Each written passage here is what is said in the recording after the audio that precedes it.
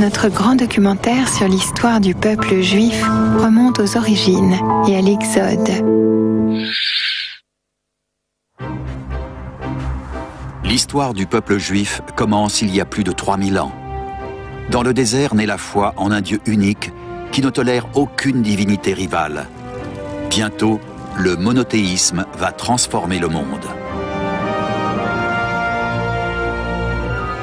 Guerre et persécution dispersent les Juifs sous tous les horizons. Au gré de la gloire ou de l'adversité, leur histoire s'est perpétuée jusqu'à nos jours.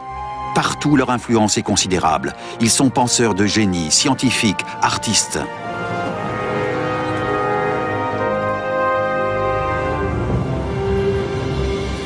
Comment, à travers le temps, les Juifs parviennent-ils à préserver leur identité ?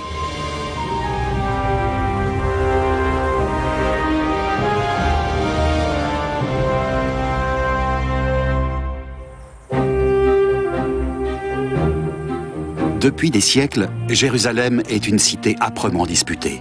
Guerre et domination se succèdent pour le peuple juif.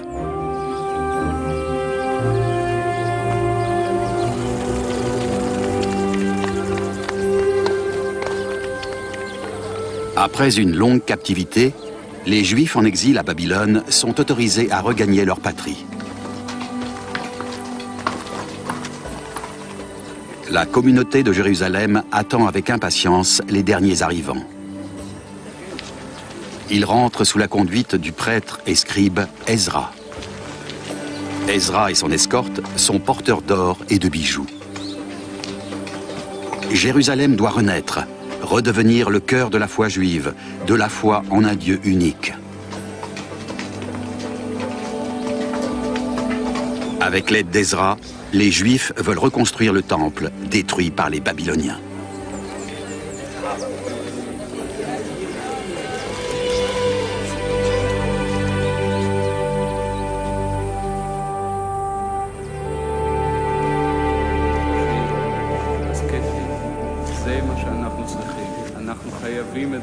La science et la patience d'Ezra deviennent notoires. Bientôt, les Juifs de Jérusalem le choisissent comme chef religieux. En terre d'exil, ils ont perpétué la mémoire et l'histoire de leur peuple, la création du monde, les premiers hommes et le grand déluge, les récits de héros et de guerriers pleins de prodiges et de mystères, les révélations et les commandements de leur Dieu. À présent, ils mettent par écrit ces traditions fondatrices à tout jamais.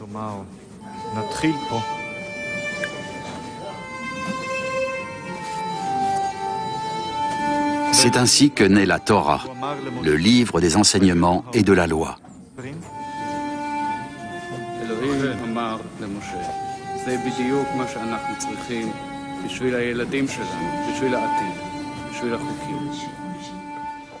Aujourd'hui encore, cet ouvrage est au cœur du judaïsme. Mais la Torah n'est pas seulement importante pour les Juifs. Son texte correspond aux 5 premiers livres de l'Ancien Testament, qui lui-même constitue la première partie de la Bible chrétienne. La Torah est l'une des rares sources évoquant les origines du peuple juif. Le livre de l'Exode joue là un rôle central. Il relate une histoire dramatique qui débute probablement il y a plus de 3000 ans.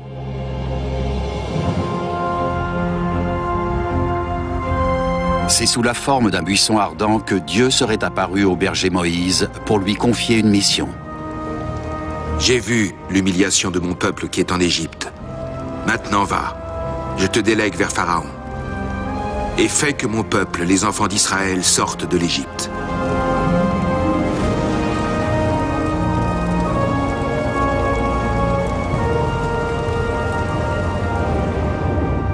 Depuis 400 ans, les Juifs vivent dans la servitude en Égypte. Selon l'ordre de Dieu, Moïse se rend auprès de Pharaon et le somme de laisser sortir son peuple. Mais le souverain égyptien refuse. Alors Dieu fait s'abattre l'une après l'autre 10 plaies sur le pays. Quand tous les premiers-nés d'Égypte périssent, Pharaon consent enfin à libérer les Israélites.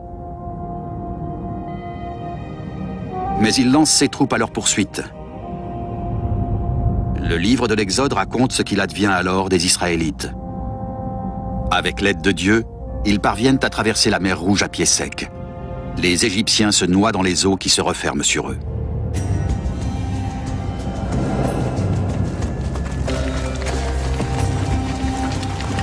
Moïse mène les Israélites à travers le désert.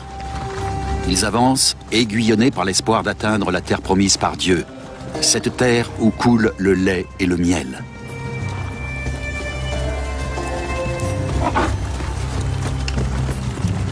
Jeunes et vieux, hommes, femmes et enfants, 600 000 personnes selon le récit biblique. Ils marchent tous vers la liberté, vers une vie sans esclavage.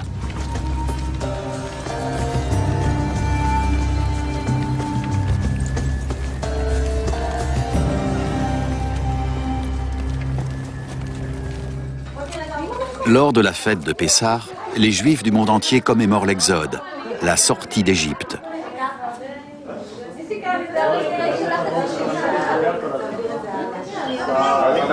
Partis d'Égypte en secret et en toute hâte, les Israélites n'auraient, dit-on, pas eu le temps de laisser lever le pain.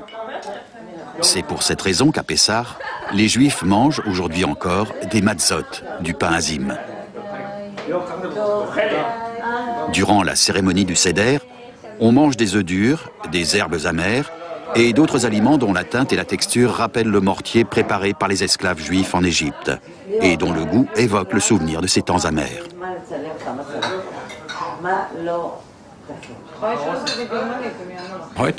La fête de Pessah reste fondamentale de nos jours, parce qu'elle est symbole de délivrance.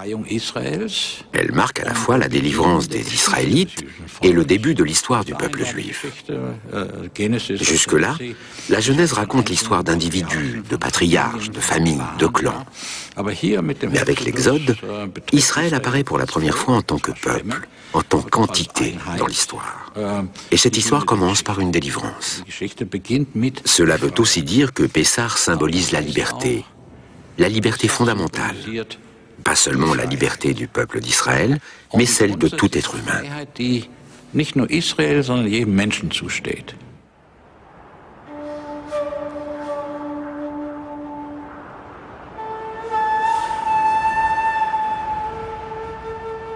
Mais le chemin de la liberté s'avère difficile. Au 3e mois, les Israélites en fuite atteignent le Sinaï. Dans l'Égypte actuelle, cette région désertique se situe à la frontière avec Israël. Chaque jour est une nouvelle épreuve. Dieu est-il vraiment à leur côté? Sur le mont Sinaï, selon la Bible, Dieu apparaît à nouveau à Moïse. Voilà, je renouvelle le pacte. À la face de tout ton peuple, je ferai des prodiges qui n'ont encore été opérés dans aucun pays, chez aucune nation.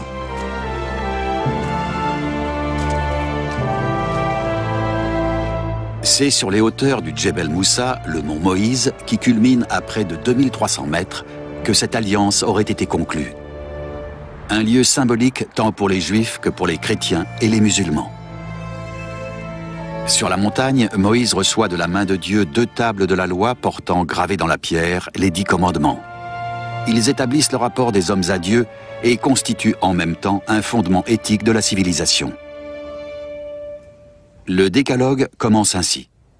Je suis l'Éternel, ton Dieu, qui t'ai fait sortir du pays d'Égypte, d'une maison d'esclavage. Tu n'auras point d'autre Dieu que moi.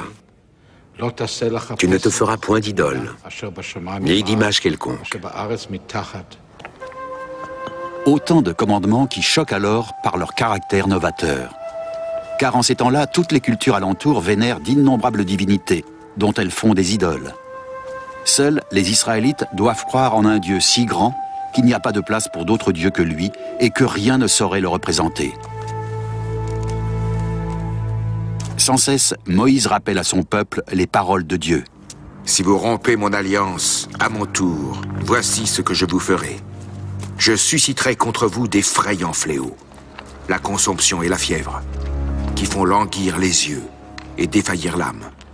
Selon la tradition juive, la Torah contient 613 mitzvot ou commandements.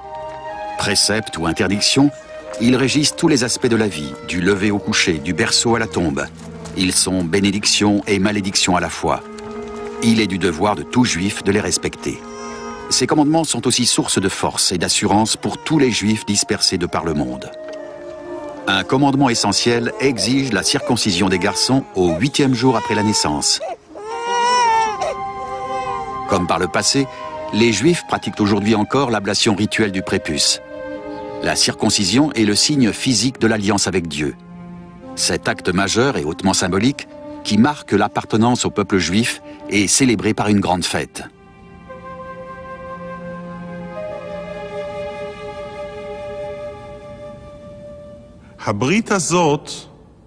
Cette alliance est fondamentale pour le peuple d'Israël. Or, il est très difficile de vivre une telle alliance, parce que l'on doit, pour cela, être intimement convaincu que non seulement nos actes témoignent de notre relation à Dieu, mais aussi notre corps. La circoncision est une démarche douloureuse, difficile à comprendre, qui fait souvent peur aux parents avant de la pratiquer sur leur fils.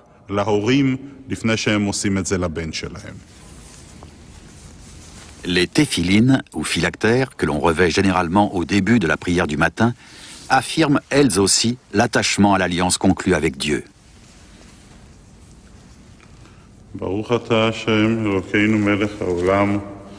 Chacune des deux boîtes contient 4 citations de la Torah, écrites sur du parchemin. Et il sera écrit comme symbole sur ton bras et comme frontaux entre tes yeux que d'une main puissante, l'Éternel nous a fait sortir de l'Égypte. אדון עולם אשר מלך בטרם כל יציר נברא לעת נשא בחפצו כל אזי מלך שמו נקרא. Pendant 40 longues années, les Israélites errent à travers le désert. Enfin, ils atteignent le mont Nebo dans l'actuelle Jordanie. De ces hauteurs, Moïse peut enfin contempler la terre promise. Une fois encore, il entend la voix de Dieu. C'est là le pays que j'ai promis par serment à Abraham, à Isaac et à Jacob, en disant « Je le donnerai à votre postérité ». Je te l'ai fait voir de tes yeux, mais tu n'y entreras point. Moïse ne parviendra jamais au terme de leur long voyage. Il meurt sur le mont Nebo. Le lieu exact de sa sépulture demeure inconnu. Eretz Israël, la terre d'Israël. De nos jours, cette terre promise reste pour beaucoup de Juifs une terre de nostalgie. D'après la datation biblique, les Israélites entrent dans le pays de Canaan vers 1300 avant notre ère. Là, ils rencontrent d'autres peuples auxquels des guerres et des conflits ne cesseront de les opposer pendant des siècles. Où qu'ils aillent, les Israélites emportent avec eux l'arche d'alliance, est-il écrit dans la Bible. Dans ce coffre, recouvert d'or, ils conservent les tables de la loi portant les 10 commandements.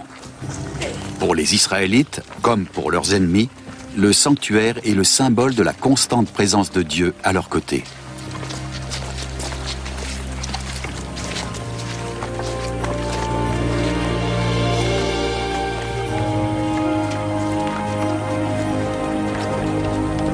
Après avoir conquis le pays, les Israélites se seraient d'abord rassemblés à Silo, entre Jérusalem et l'actuelle Naplouse. À la recherche d'un site permanent pour leur sanctuaire, ces anciens nomades se sédentarisent.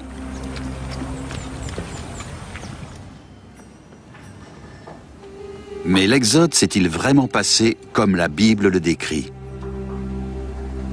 Aujourd'hui, de nombreux scientifiques en doutent. La conquête de Canaan par les Israélites fait elle-même l'objet d'une controverse. Inlassablement, les archéologues recherchent des indices probants.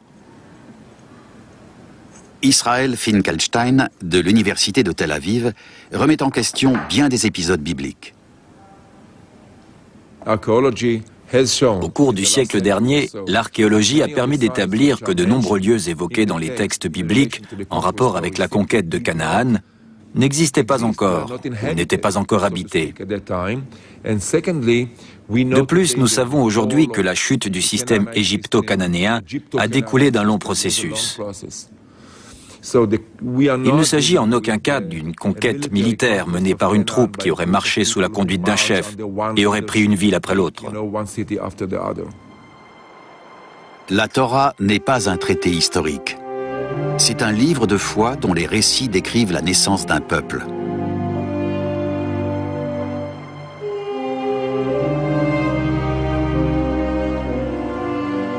les Israélites établissent leur sanctuaire à Silo. Mais ce n'est encore qu'un tabernacle, une tente. Ce temple transportable est le reflet symbolique de l'instabilité de la nouvelle nation.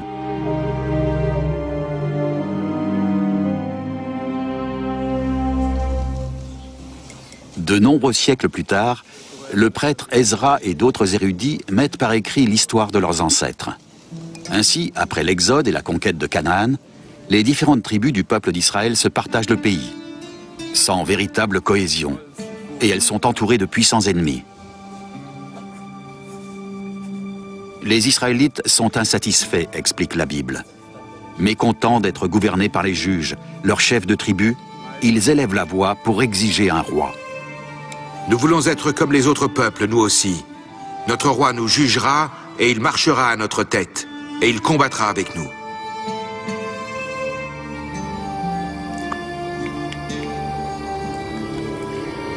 C'est au vieux juge Samuel, qui réside à Silo, qu'il revient d'oindre ce roi.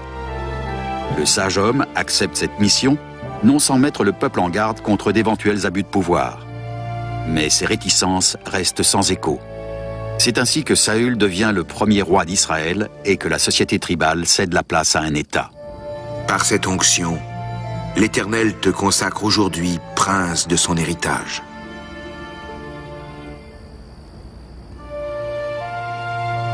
Parmi tous les ennemis de Saül et de son jeune royaume, les Philistins représentent une menace majeure. À plusieurs reprises, ce peuple de marins, doté d'une puissante armée, parvient à s'emparer de l'Arche d'Alliance. Dans le conflit entre les deux nations, un jeune berger prénommé David va faire parler de lui. Armé d'une simple fronde, il aurait, dit-on, terrassé le géant Goliath, champion des Philistins. Le roi Saül, voyant en David un rival susceptible de l'évincer, le bannit. En exil, David acquiert une réputation de guerrier impitoyable.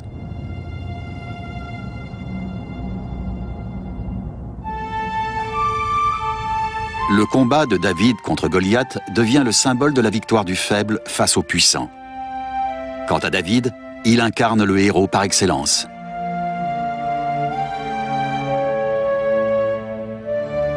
Même si sa conduite est loin d'être toujours honorable.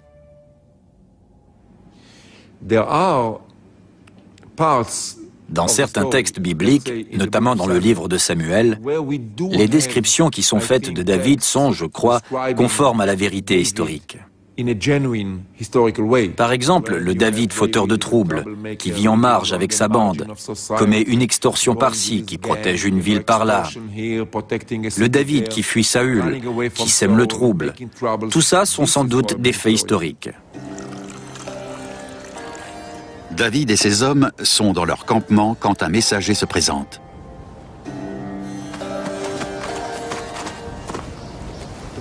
Il se dit porteur d'une tragique nouvelle. Lui-même aurait échappé de justesse à l'ennemi. Il remet à David la couronne et le bracelet du roi Saül, tombé au combat contre les Philistins. David est bouleversé. Le roi est mort? Comme le veut la tradition juive, il aurait déchiré son vêtement en signe de deuil. Affliction sincère ou calcul?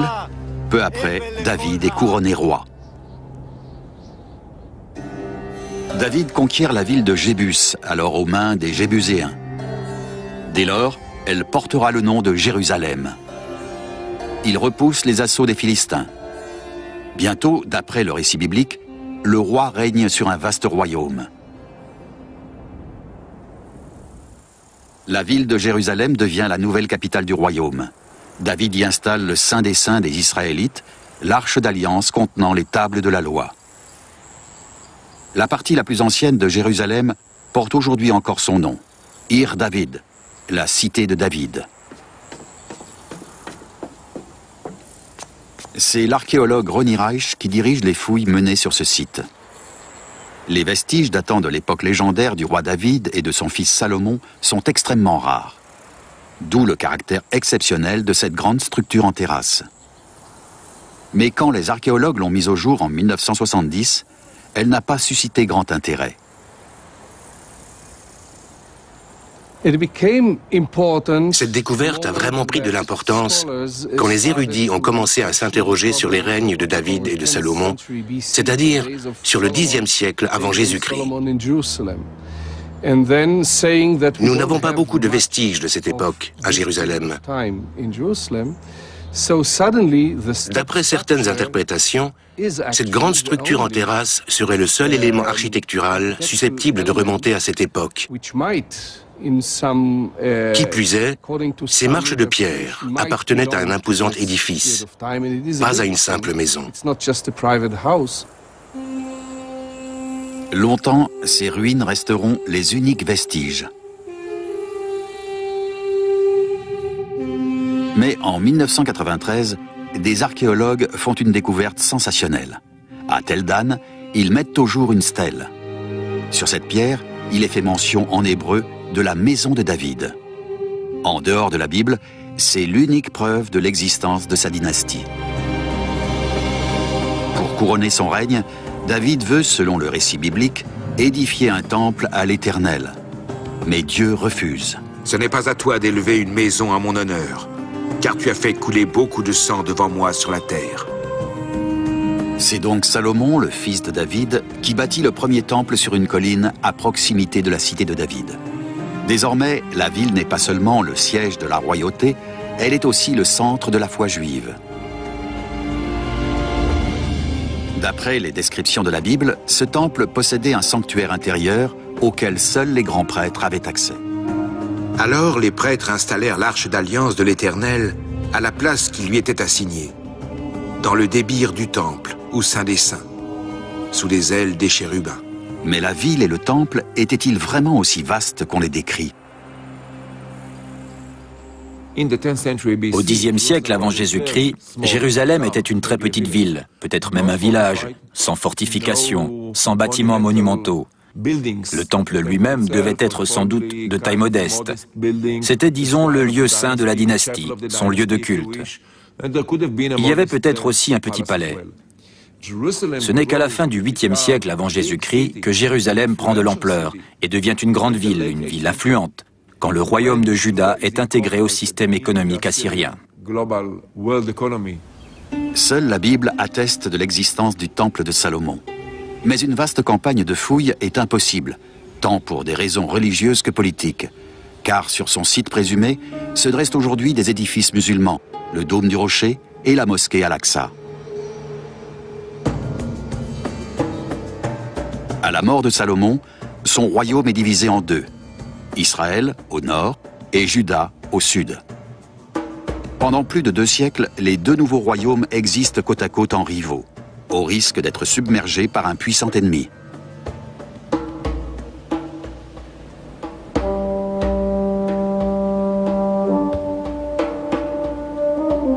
Jusqu'au 8e siècle avant notre ère, leurs coutumes religieuses ne se distinguent guère de celles des autres peuples du bassin méditerranéen. Le monothéisme ne s'est pas encore imposé. À cette époque, outre le dieu biblique, ils continuent à vénérer d'autres divinités, dont El, le dieu taureau antique.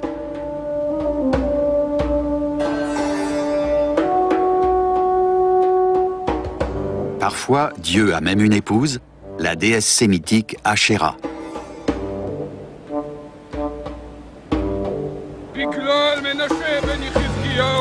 En ces temps-là, les prophètes sont légion. Ces maîtres de l'éloquence dénoncent le retour à des mœurs païennes. Multipliant les mises en garde, ils critiquent la société et prédisent l'avenir.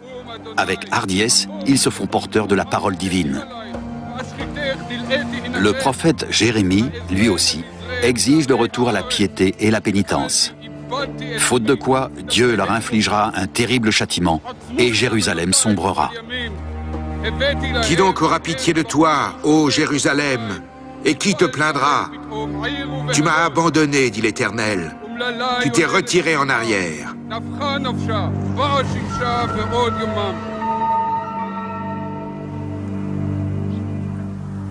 En fait, la menace gronde, aux portes de la ville.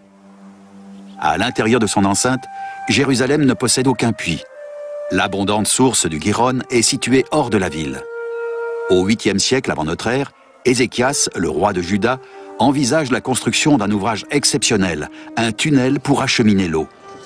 C'est ainsi qu'il est écrit dans la Bible. Ce fut Ézéchias qui boucha l'issue supérieure des eaux du Gihon et les dirigea par en bas du côté occidental vers la cité de David. Et Ézéchias réussit dans toutes ses entreprises. Dès le 19e siècle, on découvre un tunnel sous la ville. Longtemps, la controverse est vive. S'agit-il ou non de l'ouvrage biblique remontant au 8e siècle? En 2003, des chercheurs de Jérusalem vont au fond des choses. À l'aide de radiomètres, ils étudient les parois du tunnel antique et font une découverte sensationnelle. Nous avons réussi à dater avec précision une construction décrite dans la Bible. Aucun autre édifice évoqué dans l'Ancien Testament n'a encore pu être daté par des méthodes scientifiques. Mais comment les ouvriers de l'âge du bronze ont-ils réussi à percer dans la montagne un tunnel de 530 mètres de long sans s'égarer? D'autant plus que, comme l'indique une inscription de l'époque, ce tunnel a été creusé par 2 équipes se dirigeant l'une vers l'autre. Ont-elles simplement suivi le cours naturel de l'eau pour se guider? Cette question-là aussi, les archéologues s'efforcent de la résoudre. Ils étudient les fissures et crevasses dans la roche. Après des mois d'investigations souterraines, Ari et Shimron est convaincu que le tunnel constitue une véritable prouesse architectonique. Comment se sont-ils dirigés les uns vers les autres? Eh bien, grâce à des signaux acoustiques émis en surface par des équipes de guidage. Les équipes en surface et celles du fond du tunnel s'entendaient. Depuis la surface, on guidait les uns vers les autres les ouvriers qui creusaient dans les profondeurs.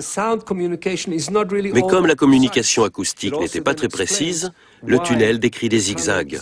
Il fait d'étranges détours au lieu d'aller en ligne droite.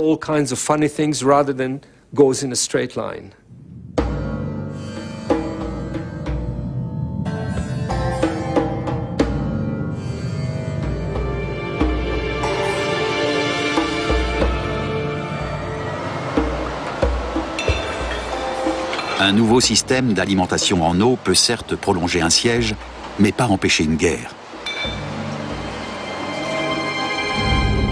En 586, avant l'ère actuelle, les Babyloniens s'emparent de Jérusalem. Les prophéties de Jérémie se réalisent. Le roi de Babylone fit égorger les enfants de Sédécias sous ses yeux. Les Chaldéens livrèrent aux flammes le palais du roi et les maisons du peuple, et démolirent les remparts de Jérusalem. C'est ainsi que le livre de Jérémie décrit cet événement qui scelle pour longtemps le destin du royaume de Juda. Le souverain babylonien Nabuchodonosor II a bien d'autres projets concernant la population de Juda. Après la destruction de Jérusalem, il déporte l'élite juive à Babylone comme butin de guerre. Les gens simples peuvent rester dans le pays ou émigrer en Égypte voisine.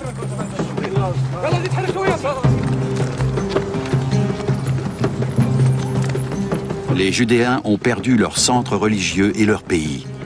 Jérusalem est dévastée. Perdront-ils aussi la foi en leur Dieu?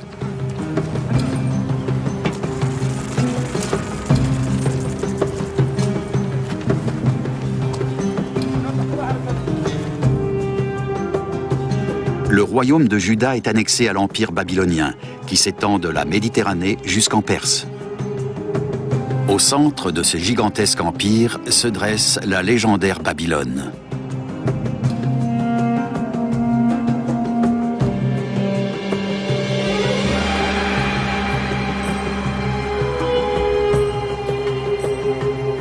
Du temps du souverain Nabuchodonosor II, Babylone est une ville des superlatifs.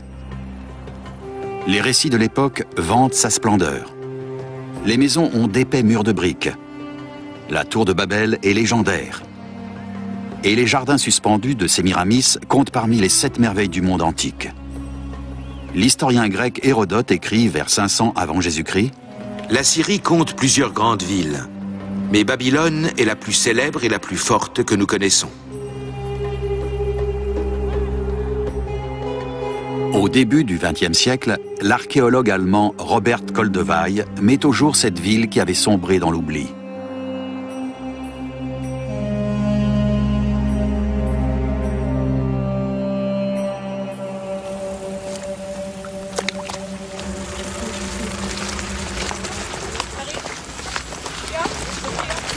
La plupart des Judéens s'accommodent de leur exil babylonien.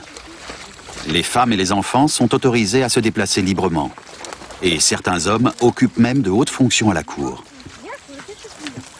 Les générations qui grandissent en exil ne connaissent leur patrie qu'au travers des récits des anciens.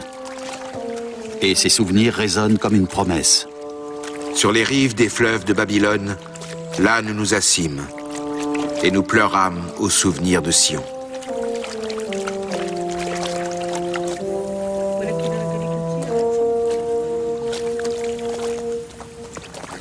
Le terme Sion désigne Jérusalem, la ville élue par Dieu et son peuple. Pour ces exilés, elle incarne la terre promise. L'espoir d'y retourner un jour ainsi que la foi en leur Dieu assure leur cohésion sur cette terre étrangère.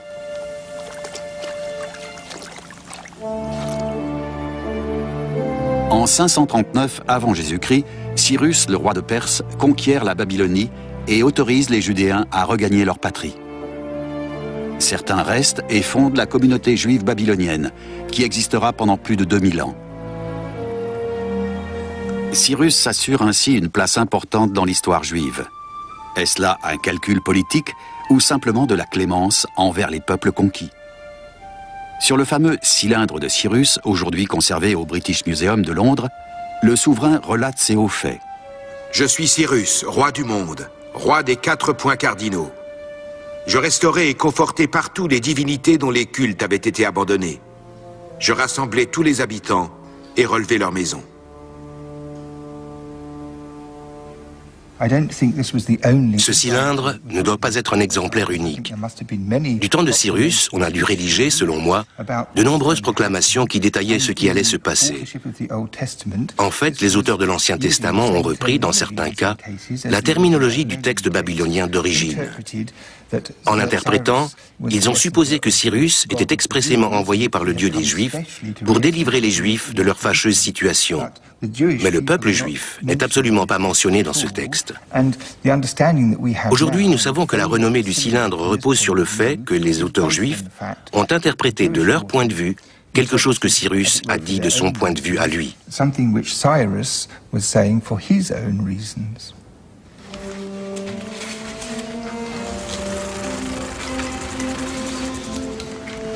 De l'avis de nombreux scientifiques, l'histoire juive débute véritablement avec le retour d'exil. À partir de là seulement, ils parlent de juifs. Ces juifs de retour d'exil, justement, sont confrontés à un défi majeur. Sur la base d'écrits et de traditions orales, Ezra et d'autres érudits entreprennent de rédiger la Torah. Celle-ci donne une assise à ce petit pays, sans cesse à la merci de ses puissants voisins.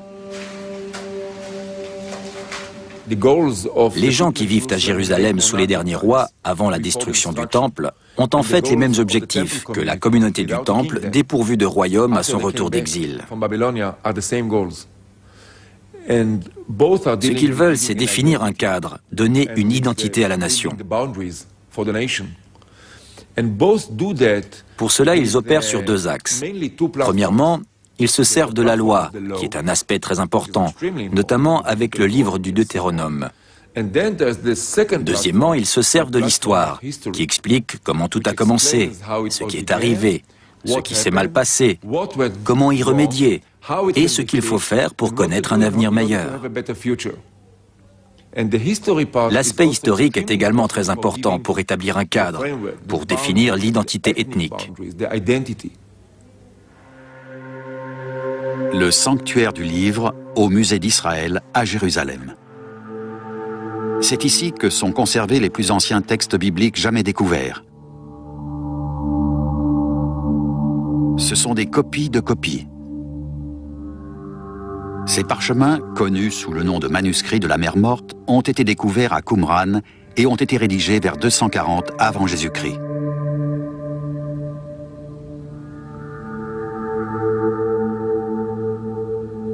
La Torah est devenue l'un des textes majeurs de ces 2500 dernières années.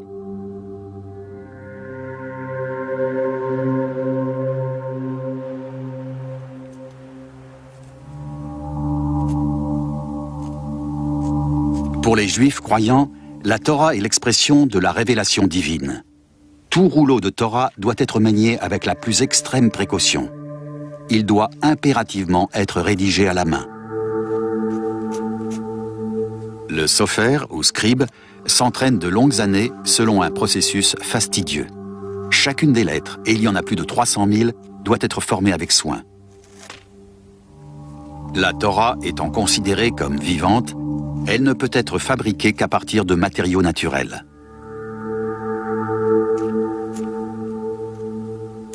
On écrit sur de la peau de veau, avec une plume d'oie ou un roseau. Une extrême concentration et de rigueur. La moindre erreur rend le rouleau de Torah inutilisable.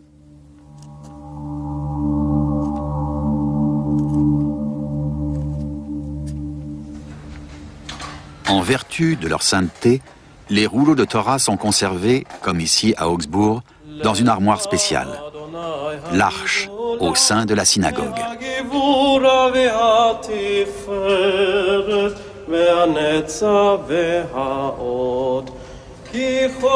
Chaque fois que l'on sort un rouleau de l'arche, le chantre entonne un chant en l'honneur de la Torah.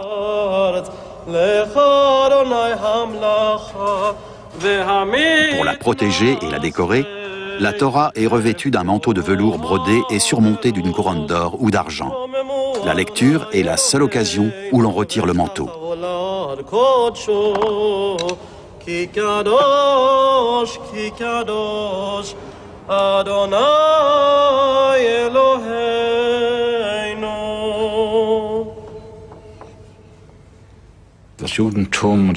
Le judaïsme et le peuple juif sont inconcevables sans la Torah. Ceci dit, il est essentiel de se demander ce que l'on entend par Torah. Est-ce uniquement les 5 livres de Moïse qui découlent de la Torah, ou bien est-ce l'ensemble de la sagesse et de la loi juive? Eh bien, nous devons considérer le concept de Torah dans sa globalité, et ne pas nous limiter au sens strict aux 5 livres de Moïse. Ceux-ci sont bien entendu le point d'ancrage de l'ensemble. Mais il existe une très vaste littérature qui se réfère à la Torah et qui en découle. Tous les aspects de la vie juive portent l'empreinte de la Torah. Sans la Torah, il n'y aurait pas de judaïsme, pas de peuple juif. Au milieu du 5e siècle, elle devient la constitution des Juifs. En 332 avant Jésus-Christ, le souverain gréco-macédonien Alexandre le Grand s'empare de la côte orientale de la Méditerranée.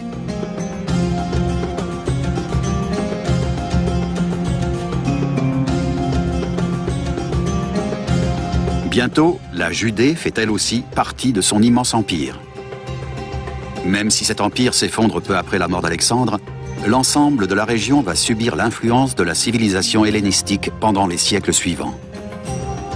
On bâtit quantité de cités sur le modèle grec. Parmi les plus importantes, celle de Marissa.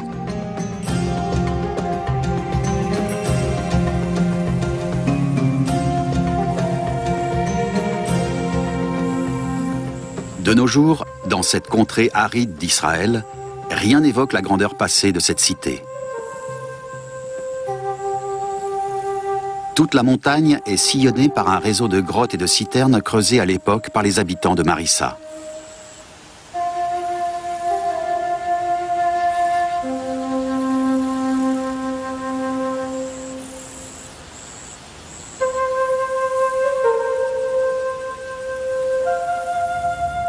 L'une des plus vastes grottes, le colombarium, comporte 2000 niches, dans lesquelles on élevait des colombes. Ces oiseaux servaient de messagers, d'animaux sacrificiels ou simplement de nourriture. La nécropole, vaste cimetière antique de Marissa. Sa restauration est récente.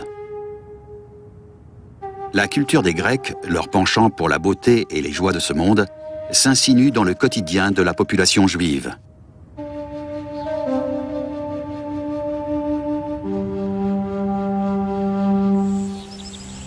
Les riches membres de la classe supérieure, surtout, succombent à la fascination. Ces élégants tombeaux de la vallée du Cédron à Jérusalem sont d'inspiration grecque.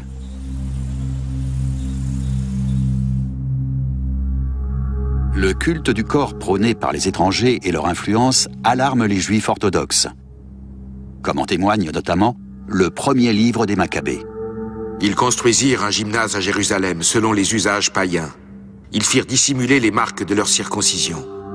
Ils renièrent ainsi l'alliance sainte pour s'associer aux païens.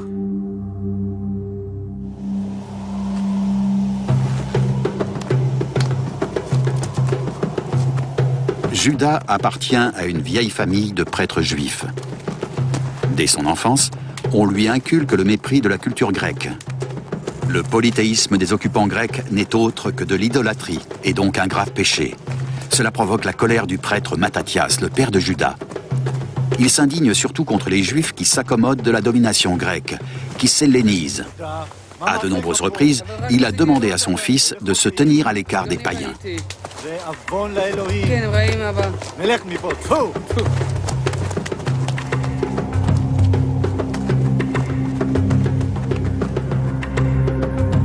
En 178 avant Jésus-Christ, les successeurs du souverain grec Alexandre le Grand s'emparent de Jérusalem. Ils dédient le temple au dieu Zeus. Le roi Antiochos IV Épiphane interdit la lecture de la Torah et la circoncision. Il envoie des troupes à travers le pays pour contraindre la population à adorer les dieux grecs. Ces soldats arrivent à Modi'in, le village natal de Juda et sa famille. Le prêtre Mattathias exhorte les habitants. Dieu nous garde d'abandonner la loi et ses préceptes. Dans un accès de rage, Mattathias tue l'officier du roi.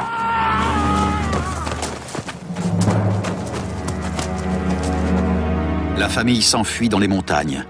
Mattathias appelle à la révolte. De plus en plus nombreux, les partisans viennent le rejoindre. Pendant plusieurs dizaines d'années, les rebelles luttent contre l'occupant. À la mort de son père, Juda prend la tête des insurgés. On le surnomme Maccabée, le marteau.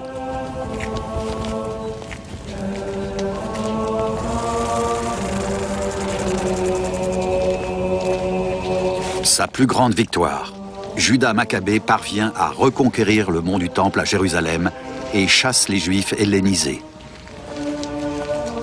Après avoir détruit la statue de Zeus, il purifie le temple et le dédie à nouveau au dieu des Juifs, le 25 Kislev, le 3e mois du calendrier juif. D'après la légende, il ne reste plus qu'une petite fiole d'huile rituelle.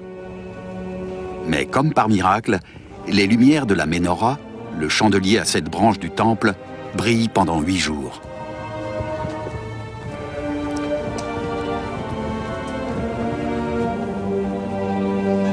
Depuis, les Juifs célèbrent Hanouka, la fête des Lumières. Pendant 8 jours, on allume des lumières sur la Hanoukia, un chandelier spécial. Une lumière de plus chaque soir. Cette fête commémore bien plus que la dédicace du temple par les Maccabées.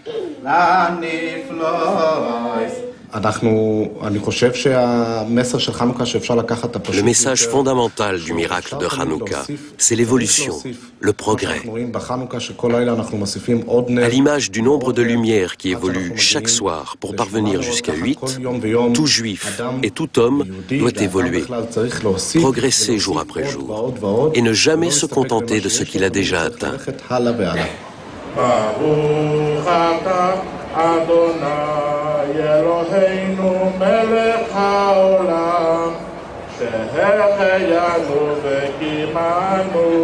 Depuis 1995, 50 ans après la Shoah, la communauté juive de Francfort fête publiquement Hanouka.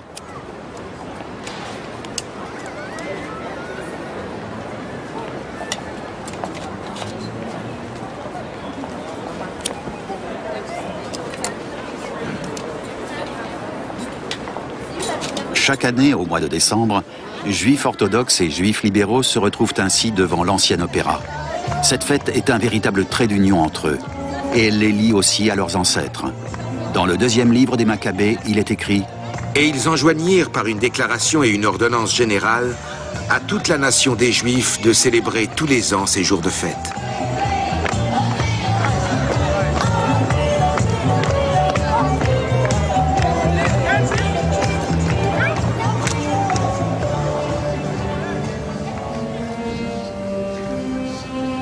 La fête de la dédicace du Temple marque la glorieuse apogée de la révolte.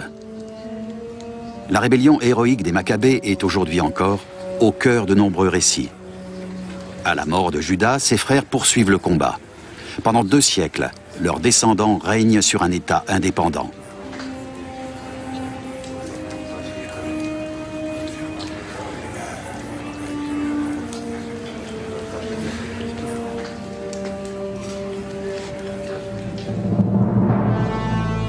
En 66 avant Jésus-Christ, le général romain Pompée conquiert l'Asie mineure.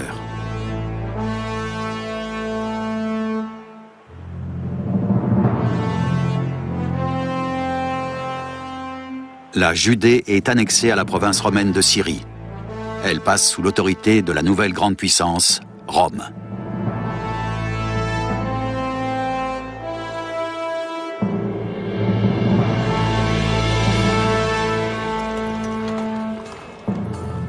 Désormais, c'est dans la ville sur le Tibre que se joue le sort du peuple juif.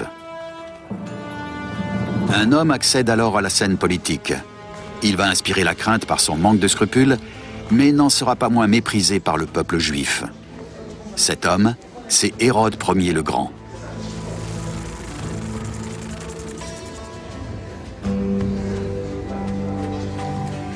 Le Sénat romain le proclame roi de Judée. Il bénéficiera de la protection de Rome tant qu'il défendra les intérêts de Rome. Usant de son charme et de ses talents diplomatiques, Hérode survit à plusieurs changements de pouvoir au sommet de l'Empire romain. Mais même lorsqu'il monte sur le trône de Judée, le véritable pouvoir reste aux mains de Rome. Le roi se montre reconnaissant. Il bâtit une immense ville maritime sur le littoral méditerranéen. Ce sera la plus grande cité de Judée, plus grande encore que Jérusalem. En l'honneur des Césars romains, il lui donne le nom de Caesarea Maritima. Hérode engage les meilleurs ingénieurs. Césarée doit rivaliser avec les plus grandes cités romaines. Son port artificiel devient le plus important de toute la Méditerranée orientale. Il peut accueillir une légion romaine au grand complet. Hérode table sur les effets de ses travaux d'envergure. Il veut moderniser l'État et impressionner ses sujets.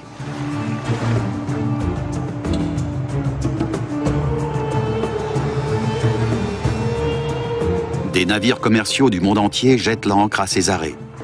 Une zone franche doit attirer les riches investisseurs.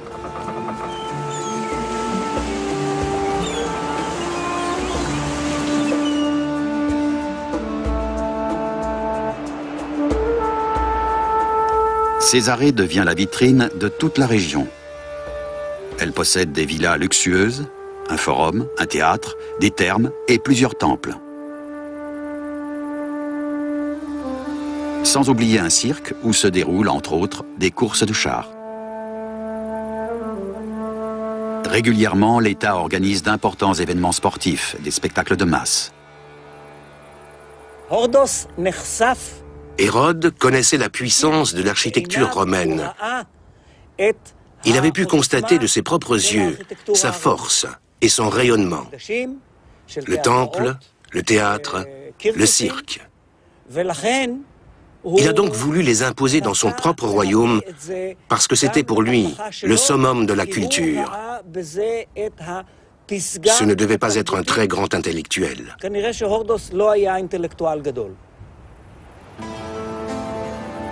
L'actuelle Jérusalem porte, elle aussi, l'empreinte d'Hérode. Partout se dressent des vestiges de ces imposantes constructions. Le Cardo, principale artère commerçante du temps des Romains, traverse encore la vieille ville de Jérusalem. Non loin de là, les archéologues ont mis au jour, dans les années 1970, un quartier de résidence hérodienne. C'est là que vivait l'élite, aussi luxueusement qu'à Rome, dans des maisons avec bains, système de chauffage par le sol, et aux murs décorés de fresques.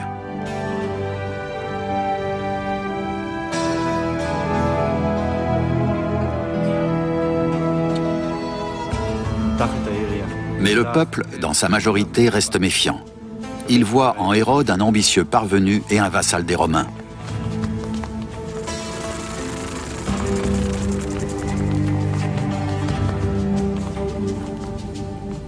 Le roi essaie de s'attirer les faveurs de ses sujets. Il conçoit un ambitieux projet de construction qui doit faire taire les esprits les plus critiques, en particulier les Juifs orthodoxes. Il envisage de bâtir un nouveau temple qui éclipsera même le temple de Salomon. Cet édifice possédera une vaste esplanade qui pourra accueillir les importants flots de pèlerins. Hérode espère ainsi entrer dans l'histoire. Ses calculs s'avèrent justes. Un temps, Hérode réussit même à mettre d'accord les différents groupes religieux. Si la reconstruction du temple augmente la renommée du roi, elle contribue aussi au prestige de la religion juive à travers le monde. De plus, elle donne un nouvel essor au commerce en Judée. Et Jérusalem devient une grande cité où vivent 100 000 personnes. Mais jamais Hérode ne verra le temple parachevé. Il meurt 60 ans avant la fin des travaux. 2000 ans plus tard, la seule vue de l'esplanade du temple évoque la splendeur passée de cet édifice monumental. Au dire de l'écrivain romain Pline l'Ancien, la Jérusalem antique est alors, de loin, la cité la plus renommée de l'Orient. Mais la paix entre Juifs et Romains sera-t-elle durable? Le petit peuple rebelle s'accommodera-t-il de la domination étrangère?